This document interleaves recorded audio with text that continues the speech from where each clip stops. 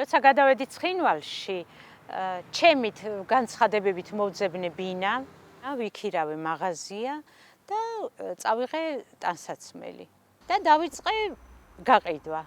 პირველივე დღიდან მოედო და მოდიოდნენ. ანუ ხელს არ გიშლიდნენ რომ იქ გემუშავა? არა. მაკვირდებოდნენ, მე ზუსტად ვიცი რომელი კლიენტი დამატებით კიდერისთვის შემოდიოდა, მაგრამ არ მიშლიდნენ ხელს.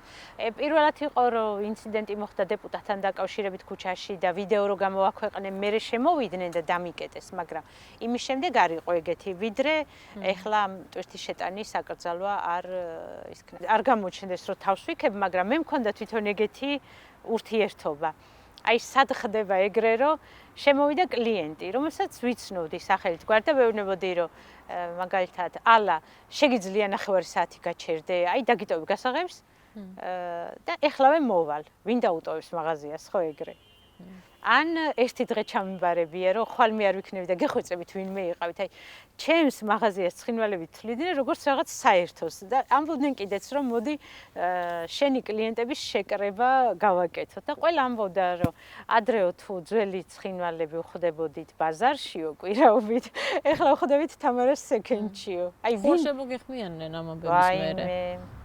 ძალიან ბევრი. რას გწერენ, ანუ რას თუ გირეკავენ? შემიძლია წავიკითხო, მაგრამ რუსულად არის.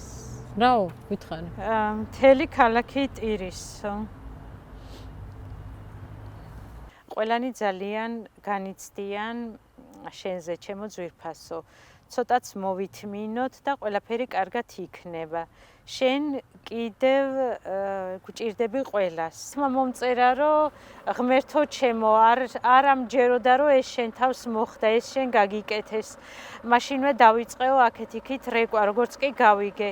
ყველას ვწერდი გოგოებს, მაგრამ არავინ არაფერი არ იცოდა. მე ვარ შოქშიო. შენ ისე დაბრუნდები და ყველაფერი იქნება უკეთესად ვიდრე იყო და მწერენ რომ საახალწლოთო ის გიყიდეთო ვერცხლის კულონი და ისაო და ეს ვალდებული ხარო ეს მიიღო და ჩამოდიო.